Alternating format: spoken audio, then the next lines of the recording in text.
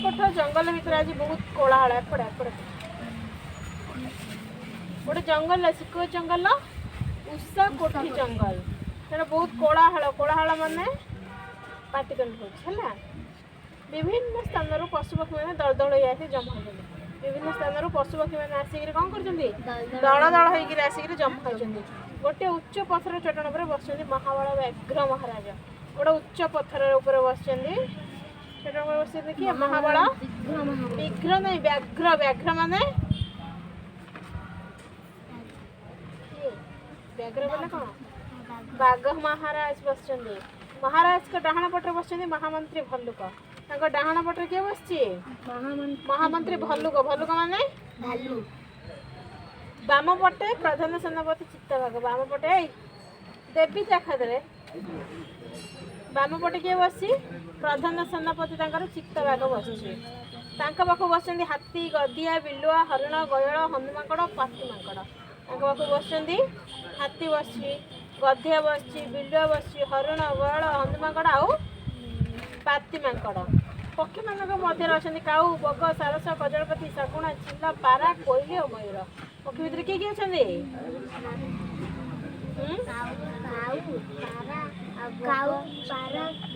Bug सरस कजलपति शगुना चिल्ला पारा कोइली और मयूर से कौन हो अजगर अहिराज गोधी गोखर आदि सरीसृप मध्य अवस्थित सरीसृप मध्य किए किए अजगर अहिराज गोधी गोखर आदि सरीसृप सब अच्छा गोटे वृक्ष अहिराज बांधि रखी था दुईट मनीष गोटे गचर अहिराज साप बांधि रखी था क्या दुईटा मनीष को से विचार बसी आज बण अदालत से विचार बसी आज बण अदालत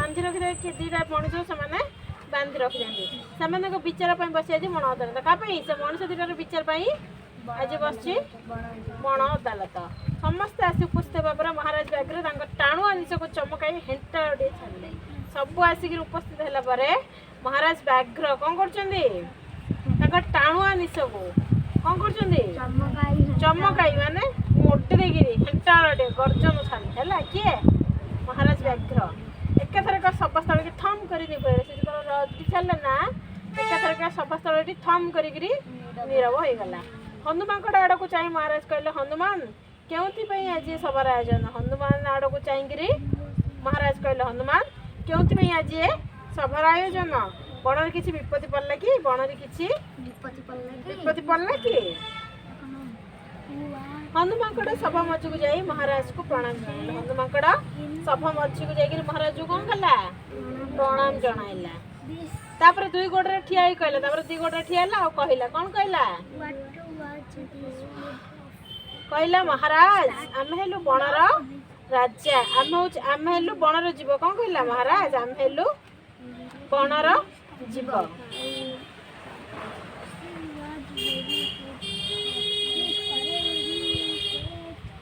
आम हेलु बणर जीव मनीष गाँ गंडा सहर नगर रोचे मनीष किंतु कौन करछे गाँ गंडा रोचे सहर नगर सब रोचे आम कौट रोचु कि एम कौट रोच खाली एम कौट रोचंदी एम बण ही रोचंदी बण छड़ा आउ कोटे बण बाघ भालू आई सहर नगर आम रखी दे बाडे काटने सिंधी कौन कहला एमाने आम हूँ बणरे जीव मनीष गाँ गंडा सहर नगर में रोचे बेले बेले आम बण भर पशि आसी जीवजंतु को मारी पकाउछ बेले बेले कौन कर आम बण भर को पशि आसिक जीवजंतु को मारी पकाउछ गछ काटी जंगल सफा कर गछ काटिक जंगल सफा कर यही दुई जन मनीष हरिण शिकार पर आसी गछ तले छटके ठिया होते ए दुई जन मनीष कौन आसते हरिण शिकार करने आसिक गछ तले छटकी लुकिक ठिया होते से हाथ में बंदूक से हाथ में कौन बंदूक କୌଶଳ କରି ଅହିରାଜ ଏ ଦୁହିଁକୁ ନେଇ ଗଛ ଡାଳରେ ବାନ୍ଧି ରଖିଛି। କୌଶଳ କରିକିରି ମାନେ ଚାଲାକ କରିକିରି ହେଲା ଏ ଦି ଜଣଙ୍କୁ ନେଇକି ଅହିରାଜ କ'ଣ କରିଛି ଗଛ ଡାଳରେ ବାନ୍ଧି ରଖିଛି। ମଣିଷ ହାତରୁ ଖସି ପଡ଼ିଥିବା ଏଇ ବନ୍ଧୁକ ହେଉଛି ତାର ପ୍ରମାଣ। ମଣିଷ ହାତରୁ ଯେଉଁ ଖସି ପଡ଼ିଥିବା ବନ୍ଧୁକ ହେଉଛି ତାର ପ୍ରମାଣ। ଏ ଦିଟା ତାଙ୍କ ହାତରୁ ଖସି ପଡ଼ିଛି। ଏହା କହି ବନ୍ଧୁକକୁ ଉପରେ ମୁହଁ କରି ଟ୍ରିଗରକୁ ଚିପି ଦେଲା ମାଙ୍କଡ଼। ଏହା କହି ବନ୍ଧୁକ ଉପର କଲା ଯେଉଁ ବନ୍ଧୁକର ଟ୍ରିଗରଟା ଯେଉଁ ଫୁଟେ ପଡ଼େ ସେଟା କ'ଣ କଲା ଚିପି ଦେଲା ମାଙ୍କଡ଼। ଟ୍ରିଗର ଚିପିବା ମାତ୍ରେ ଢୋ କରି ଫୁଟିଲା ଗୋଡ଼ି।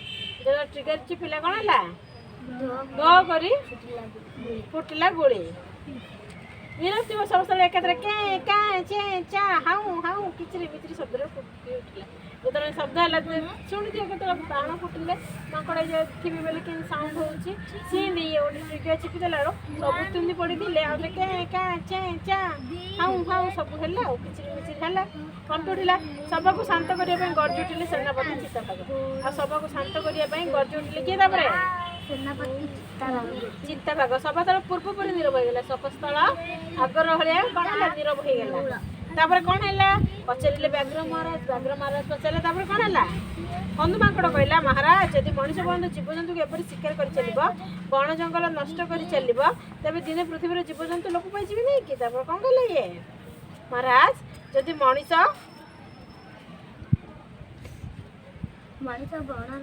ବଣର ଜୀବଜନ୍ତୁ ଏମିତି ଶିକାର କରି ଚାଲିବ ବଣ ଜଙ୍ଗଲ ନଷ୍ଟ କରି ଚାଲିବ ତେବେ ଦିନେ ପୃଥିବୀରୁ ଜୀବଜନ୍ତୁ ଲୋପ ପାଇଯିବେ ନାଇଁ କି। ହନୁମାଙ୍କଡ଼ର କଥା ନ ଶୁଣୁ ହସ୍ତିରାଜ ତାର ଶୁଣ୍ଡ ଉପରକୁ ଟେକି କହିଲା। ହନୁମାଙ୍କଡ଼ର କଥା ଶୁଣିନି ହସ୍ତି ମାନେ ହାତୀ କ'ଣ କଲା ତା ଶୁଣ୍ଡ ଉପରକୁ ଟେକିଲା ଆଉ କହିଲା ସତ କଥା ମହାରାଜ ଶିକାର ପାଇଁ ମଣିଷର ଲୋଭ ଯୋଗୁଁ ମୋ ପରି ବଡ଼ୁଆ ପ୍ରାଣୀ ମଧ୍ୟ ଭୟଭୀତ। କ'ଣ କହିଲା ସତ କଥା ମହାରାଜ ଶିକାର ପାଇଁ ମଣିଷର ଯେଉଁ ଭଳିଆ ଲୋଭ ନା ମୋ ପରି ବଡ଼ୁଆ ପ୍ରାଣୀ ହେଲା ମାନେ ହାତୀରେ କ'ଣ ବଡ଼ୁଆ ପ୍ରାଣୀ ଏଇଟା ନା ମୋ ଭଳି ବଡ଼ୁଆ ପ୍ରାଣୀ ମଧ୍ୟ ଭୟଭୀତ। ଆମେ ବି ଡରିଗଲୁଣୁ। ଆଉ କେତେ ବର୍ଷ ପରେ ଆମ ବଂଶ ଲୋପ ପାଇଯାଇପାରେ। ଆଉ କେତେ ବର୍ଷ ପରେ କ'ଣ ହେଉଛି ଆମ ବଂଶ ଲୋପ ପାଇଯାଇପାରେ। ରାତି ଅଧରେ ମଣିଷ ଆସି ଗୋଟା ଗୋଟା ହାତୀ ମାରି ପକାଉଛି। ରାତି ଅଧରେ ମଣିଷ ଆସିକି କ'ଣ କରୁଛି ଗୋଟା ଗୋଟା ହାତୀ ମାରି ପକାଉଛି। ସେମାନଙ୍କର ମୂଲ୍ୟବାନ ଦାନ୍ତ କାଟି ନେଇ ପଳାଉଛି। ଆଉ ସେମାନଙ୍କର ମୂଲ୍ୟବାନ ଦାନ୍ତ କାଟି ନେଇ ପଳାଉଛି।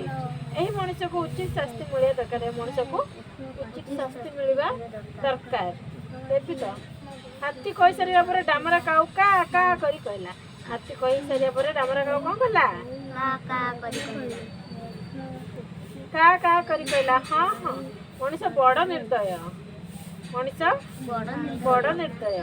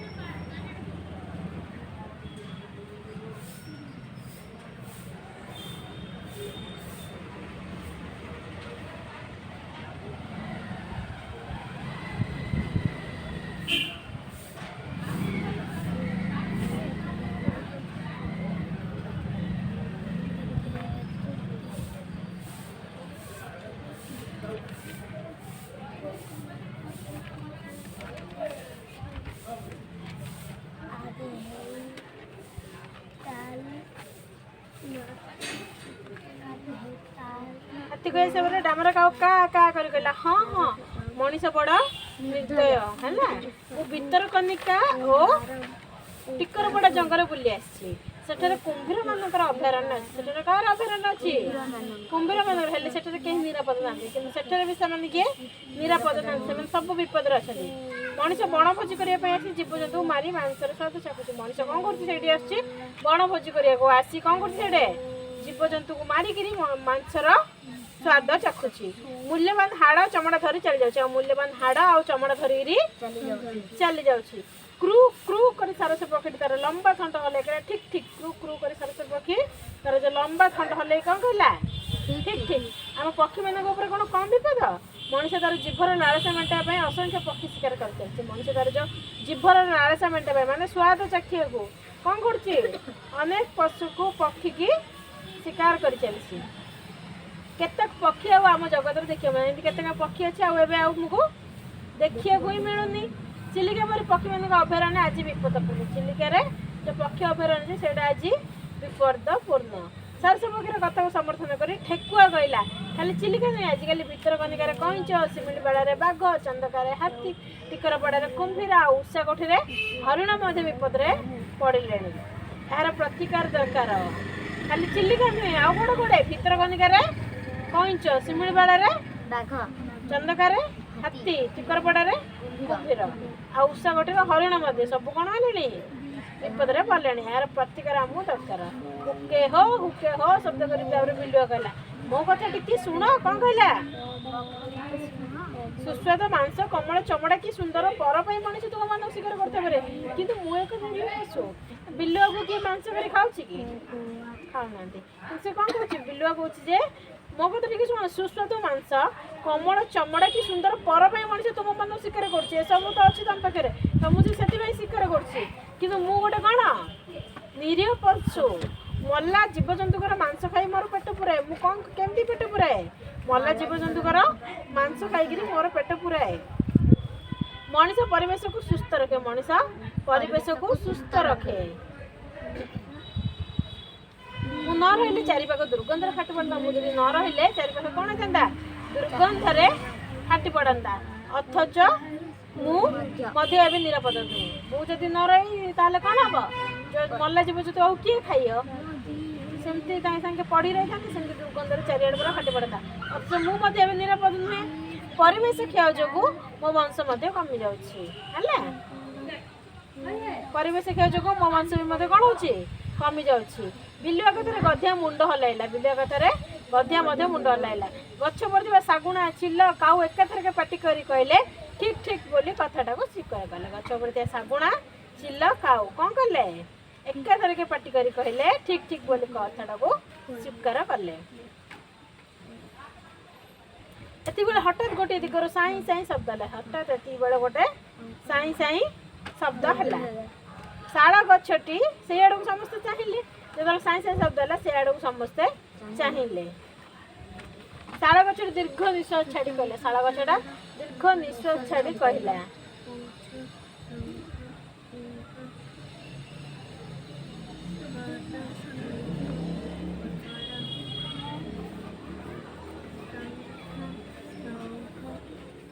ଶାଳ ଗଛଟି କ'ଣ କଲା? ଦୀର୍ଘ ନିଶ୍ୱାସ ଛାଡ଼ି କହିଲା ମୋ କଥା ଏବେ ଶୁଣ। କ'ଣ କହିଲା? ମୋ କଥା ଏବେ ଶୁଣ। ମୋର ଭାଇ ବନ୍ଧୁକୁ ନେଇ ବଣ ଜଙ୍ଗଲ, ମୋର ଭାଇ ଆଉ ବନ୍ଧୁକୁ ନେଇକି ସବୁ ବଣ ଜଙ୍ଗଲ। ବଣଭୂମି ହେଉଛି ଜୀବଜନ୍ତୁଙ୍କ ଆବାସସ୍ଥଳ। ବଣଭୂମି ହେଉଛି ଜୀବଜନ୍ତୁଙ୍କର ଆବାସସ୍ଥଳ। ମଣିଷ ବି ତା'ର ଘର ଦ୍ୱାର ଓ ଆସବାବ ପତ୍ର ପାଇଁ ଅବାଧରେ ଗଛ କାଟି ଜଙ୍ଗଲ ସଫା କରୁଛି। ମଣିଷ କ'ଣ କରୁଛି? ଏବେ ତା'ର ଘର ଦ୍ୱାର ଆଉ ଆସବାବ ପତ୍ର ପାଇଁ ଅବାଧରେ ଗଛ କାଟି ଜଙ୍ଗଲ ସଫା କରି ଚାଲିଛି। ଅନ୍ୟର ଘର ଉଜାଡ଼ି ନିଜ ଘର ସଜାଉଛି। ଅନ୍ୟର ଘର ଉଜାଡ଼ି ଦେଉଛି, ବଣ ଜଙ୍ଗଲକୁ ଉଜାଡ଼ି ଦେଉଛି। ହେଲା, ଆଉ ନିଜ ଘର ସଜାଉଛି। ହେଲେ ଏହା ଦ୍ୱାରା ସେ ତାର ଧ୍ୱଂସକୁ ଆମନ୍ତ୍ରଣ କରିବା କଥା ବୁଝିବ। ମଣିଷ କ'ଣ କରୁଛି? ନିଜ ଘର ସଜାଉ ଯାଇକିରି ଗଛ ପତ୍ର ଆଉ ପଶୁ ପକ୍ଷୀ ସମସ୍ତଙ୍କୁ ମାରିଦେଉଛି। ହେଲା,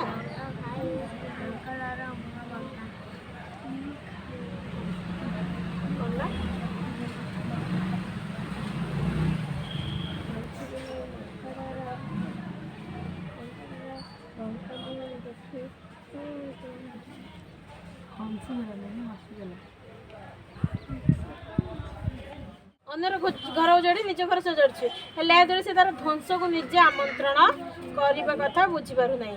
ତୁମେମାନେ ଦେଖିଥିବ ଝଡ଼ ବତାସରେ ମୋ ଜାତି ଭାଇମାନେ ମୁଣ୍ଡ ଟେକି ଠିଆ ହୋଇ ମଣିଷର ଘରକୁ ରଖିଛନ୍ତି। ତୁମମାନେ ଦେଖିଥିବ ଯେ ଝଡ଼ ବତାସରେ ମୋ ଜାତି ଭାଇମାନେ କ'ଣ କରୁଛନ୍ତି? ମୁଣ୍ଡ ଟେକିକିରି ଠିଆ ହେଇକିରି ଗଛ ଯାହା କ'ଣ କରୁଛନ୍ତି? ମଣିଷର ଘରକୁ ରକ୍ଷା କରନ୍ତି। ଚେର ଦ୍ୱାରା ବର୍ଷା ବେଳେ ମାଟିକୁ ଧରନ୍ତି। ଚେର ଯାକ କ'ଣ କରୁଛି? ଚେର ଦ୍ୱାରା ଯେତେବେଳେ ବର୍ଷା ହେଉଛି ମାଟିକୁ ଚାପୁଡ଼ି ଧରନ୍ତି। ବିଷାକ୍ତ ଧୂଆଁ ପାନ କରି ଅମ୍ଳଜାନ ବାଷ୍ପ ଯୋଗାଇଥାନ୍ତି। ଆହୁରି କ'ଣ ହେଉଛି? ବିଷାକ୍ତ ଧୂଆଁ ସେ ନିଜେ ପିଉଛନ୍ତି। ଗଛ ଯାକ ଆମକୁ ଅମ୍ଳଜାନ ବାଷ୍ପ ଯୋଗାଇଥାନ୍ତି। ଆମର ଯୋଗୁଁ ମଣିଷ ନିଜ ପାଇଁ ଖାଦ୍ୟ, ବସ୍ତ୍ର, ଔଷଧ ପତ୍ର ପାଇ ଔଷଧ। ଆମେ ଗଛ ପାଇଁ ହିଁ କ'ଣ କରୁଛେ? ଗାଲରୁ ହାତ କାଢ଼ିଦେବୁ। ହେଲା, ଆମ ଯୋଗୁଁ ମଣିଷ କ'ଣ କରୁଛି? ନିଜ ପାଇଁ ଖାଦ୍ୟ, ବସ୍ତ୍ର ଆଉ ଔଷଧ ପତ୍ର। ଯଦି ଗଛ ନଥାନ୍ତା ଆମେ ସବୁ ପାଇଥାନ୍ତେ କି? ଖାଇବା ପାଇଁ ନଥାନ୍ତେ, ଗଛ ବସ୍ତ୍ର ବି ପାଇନଥାନ୍ତେ, ଔଷଧ ପତ୍ର ବି ପାଇନଥାନ୍ତେ।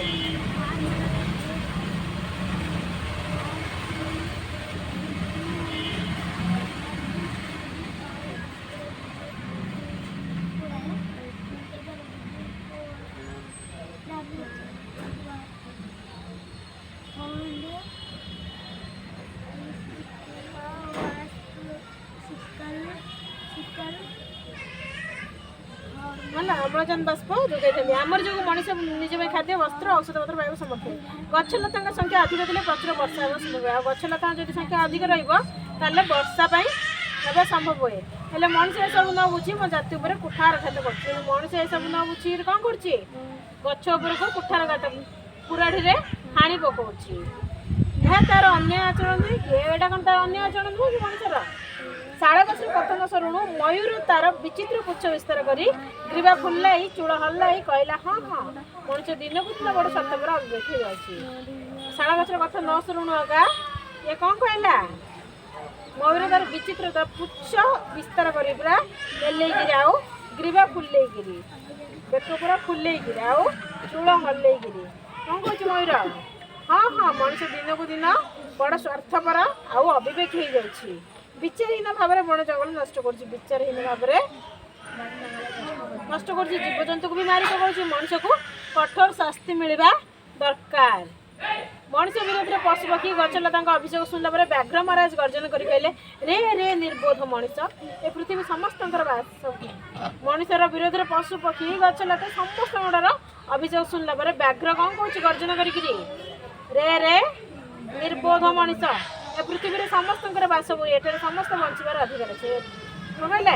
ଏ ପୃଥିବୀ ସମସ୍ତଙ୍କର ବାସଭୂମି ଆଉ ଏଠାରେ ସମସ୍ତଙ୍କର ବଞ୍ଚିବାର ଅଧିକାର ଅଛି। ମଣିଷ ସହିତ ପଶୁପକ୍ଷୀ ଗଛଲତାର ସ୍ଥାନ ପୃଥିବୀ ପୃଷ୍ଠରେ ରହିବା ଆବଶ୍ୟକ। ଖାଲି ମଣିଷ ଏକା ରହିଲେ ହେବ କି? ମଣିଷ ସହିତ ପଶୁପକ୍ଷୀ ଗଛଲତା ଆଉ ପୃଥିବୀ ପୃଷ୍ଠରେ ରହିବା ଆବଶ୍ୟକ ଅଛି ହେଲା। ମଣିଷ ସହିତ ପଶୁପକ୍ଷୀ ଆଉ ଗଛଲତା ବି ଦରକାର। ଜୀବଜନ୍ତୁ ଗଛଲତା ନ ରହିଲେ ବସୁଧର ମଣିଷ ବୋଧେ ବଞ୍ଚି ରହିବ। ଯଦି ଗଛଲତା ଆଉ ଜୀବଜନ୍ତୁ ନ ରହିବେ ତାହେଲେ ମଣିଷ ବି ବଞ୍ଚି ରହିପାରିବନି ପୃଥିବୀ ପୃଷ୍ଠରେ। ତେଣୁ ମଣିଷ ନିଜେ ବଞ୍ଚି ରହିଛି ଅନ୍ୟମାନଙ୍କର ବଞ୍ଚି ରଖିବା ପାଇଁ ଯତ୍ନବାନ ହଉ। ସେଥିପାଇଁ ମଣିଷ କ'ଣ କରିବା ଦରକାର? ନିଜେ ବଞ୍ଚିବା ସହିତ ଅନ୍ୟମାନଙ୍କୁ ବି ବଞ୍ଚି ରଖେଇବା ପାଇଁ ଯତ୍ନବାନ ହେଉ।